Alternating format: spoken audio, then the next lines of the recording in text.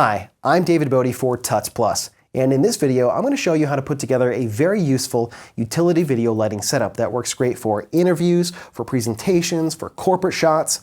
Most of this stuff you can find at your local hardware or home improvement store, and the best part is it only costs about $140 USD. In fact, you're looking at what this utility video lighting setup can do right now, and it looks pretty good. So keep watching to find out how you can put one of these together.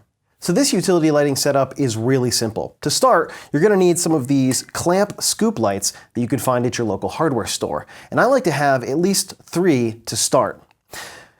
The main light, which is going to be your key light, I like to use a larger clamp light. This is a 10.5 inch, and in particular, I like this style. Now, I've looked at a bunch of clamp lights over the years. Most of them I've thought are pretty terrible. They're made out of this kind of really thin aluminum. But when I went to the store a few days ago, I found these, which are made of this more kind of higher polish kind of aluminum, and they feel a good bit more sturdy. In particular, this 10.5 inch model here is a lot sturdier than all of the other 10.5 inch models that I've seen out there. I usually test them by taking 2 fingers and seeing how much pressure it will take to basically bend them. Most of the larger 10.5 inch ones that I've seen at the stores are already bent to begin with, so I usually don't even consider them. But when I ran across this one at my local Home Depot, I thought, this is really pretty sturdy for what it is. It's about the same price as all the other ones, and I really like the shape of this reflector. It's nice and smooth, and it's got this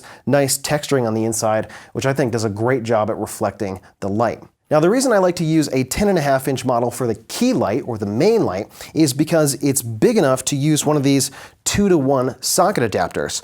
Some of the other 10.5 inch models basically are larger versions of this kind of shape right here. And so even with those, you can't really fit one of these 2-to-1 socket adapters in there and 2 bulbs. Sometimes you'll be able to screw this in there, but there won't be enough room for 2 bulbs. But this particular shape works really, really well. And that way, this gives me some options. So I can use 1 larger bulb, I can use 2 smaller bulbs. This does come with a little cage here if you're using a larger bulb and you don't want the bulb to get broken, but I'm not going to use that for this setup. The other 2 clamp lights that I'm going to use are 8 inches in diameter. And for the fill light, I'm probably going to use this shinier model here because it's going to do a better job of reflecting the light forward, and that's going to give me more output, and I like that. Now, when it comes to the lamps that you're going to put in your clamp lights, I like to use daylight balanced bulbs. I like these because I think they're more versatile. When I'm shooting in an environment where there's a window, I can have lights that match, and there's not a huge color discrepancy between my video lighting and the light that's pouring in from the window. Plus, if you wanted to change and you wanted to match incandescent lighting, it's really very inexpensive. You can go down to almost any hardware or discount store and grab a couple of old actual incandescent bulbs which have perfect color. They are hot, which is another reason why I don't personally like to use them. I like to stay cool when I'm shooting, but I like to go with these daylight balanced bulbs, which are somewhere between 5,000 and 5,600 K. Most of the stuff that I found in my hardware stores are around 5,000 Kelvin, and they call that daylight. And that works pretty well. Now, when it comes to daylight, you have 2 options: CFL, or compact fluorescent lamp, or LED. The main thing you want to keep in mind with either of these options is how well they do in producing colors. Now, I don't mean the color temperature, I mean the various colors that we can see with our eye, and more importantly, that your camera can see. Now, there is a rating for this. It's called CRI, which stands for Color Rendering Index. CRI is an average of how well these lamps will replicate very specific colors, and each one of those specific colors is then averaged, and then you get your CRI rating. A perfect CRI is 100. That's what the sun does, and most incandescent lamps will give you. Now, the problem that you may run into is that your local hardware stores, home improvement stores, discount stores don't carry high CRI lamps, either in LED or CFL. Now, when it comes to CRI, I think the minimum that you want to shoot for is 90 or better, because anything lower than that is perfectly fine for lighting up your house, and they look a heck of a lot better than any kind of compact fluorescent or LED bulbs that you would find even 2 or 3 years ago. But they're not very good for video because your camera doesn't see things the way your eyes see them. So even if the light looks good to your naked eye, when you see it on camera, it could look significantly more green, and that's a problem because green makes people look sick. Now, it's very unlikely that you're going to see any high CRI CFLs at any local store because they are a kind of niche market. you will start to see high CRI LED lamps. If they're not there now, you will definitely see them in the next couple of years, but in the next couple of years is not going to be really helpful for you because you want to set up your lights now.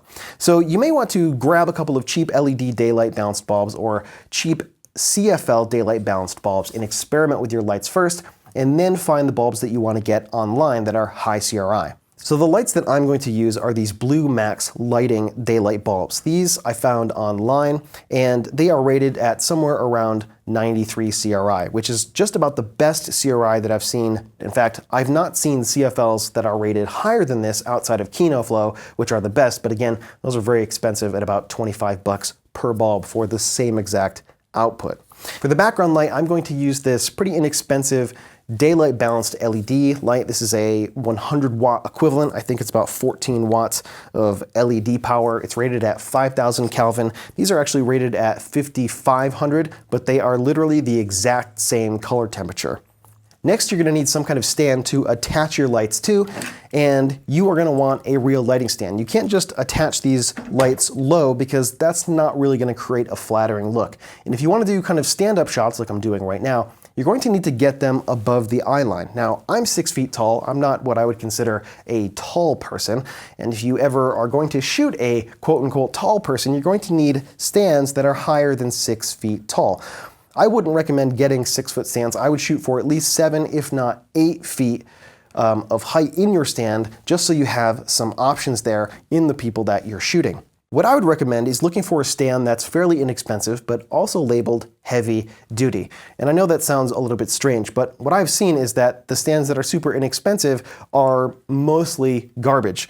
I know of at least 2 people who have bought some super inexpensive 6-foot stands, and the baby pins have broken off, some of the clamps have broken off. Basically, after 1 or 2 uses, they become hunks of uselessness. The stands that are labeled heavy duty are often made of all metal, and I find that they work pretty well. In fact, I have had these stands for about 6 years. They're pretty beat up. The paint is chipped off of them, but they still work exactly like they did when I first bought them. And for about $50 on Amazon, you can find 2 of these stands shipped on Prime, and that's what I would recommend.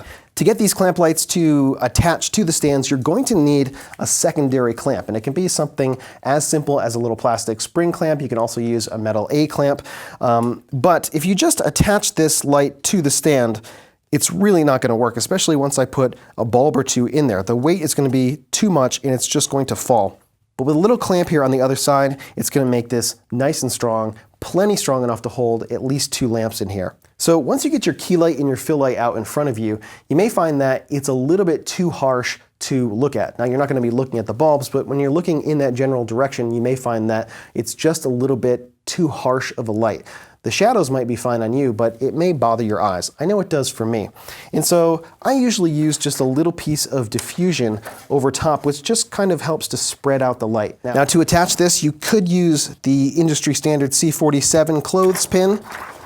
I'm just going to use some industry tape. It's like high-tech gaff tape. There's no real danger of this light getting super hot, so tape will be just fine and it's not going to leave any residue. Industry tape doesn't really leave residue on things anyway, so that's going to be a lot better to have out in front of my camera. I'm going to do the same thing here to my fill light. Again, this is actual diffusion filter. It's not parchment paper, wax paper, tracing paper, or drafting paper.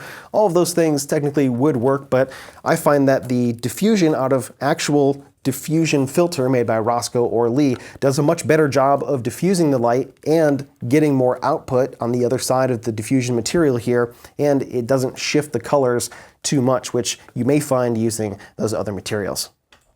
So to position these, I'm going to get one of these lights, my key light here, in pretty close. I'm going to get that plugged in. So I'm going to turn off my studio lighting here so you can see exactly how I have this set up. And my main camera's here. Right now I've pulled it out wider so you can see the setup, but I'll show you what it looks like when it's pushed in and kind of cropped in a little bit more. And what I like to do is I'm going to get this light kind of maybe 30, 40 degrees off axis from the camera. I don't want the light too high or else I'm going to lose that eye light there in my eyeballs.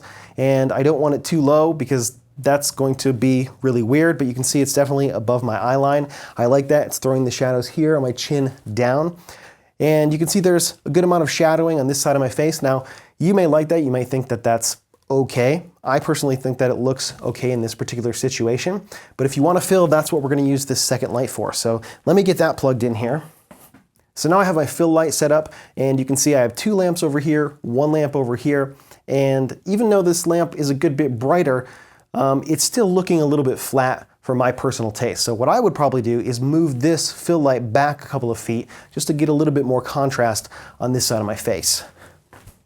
So that's looking pretty good. I have my key light over here with 2 bulbs, my fill light that's now backed up with just 1 lamp, and I'm getting a nice amount of contrast here. It's still doing a good job filling in these shadows, but it's not so much that it's making me look flat. I still have some good dimensionality to my face, and I like that. But the background, you can see, is pretty dark. Now, I like to be a few feet away from the background. You can see if I back up here, I'm going to get some nasty shadows. So I like to be a little bit further away to help those shadows kind of drop down below. But one thing that will help those shadows is a little background light. That's what I'm going to use this LED light here for. Again, it's the same color temperature as these lights, but it is a little bit green. So I'm going to pop a little minus green filter on here, and that's going to help to clean that up.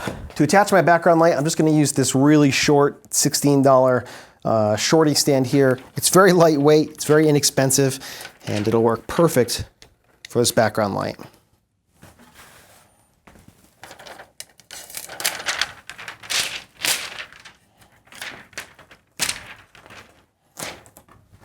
So now I have the main camera here set up just like it was when I had my KinoFlow lights, and I think this lighting setup looks really pretty good, especially when you consider that it only costs between $130 and $150 USD.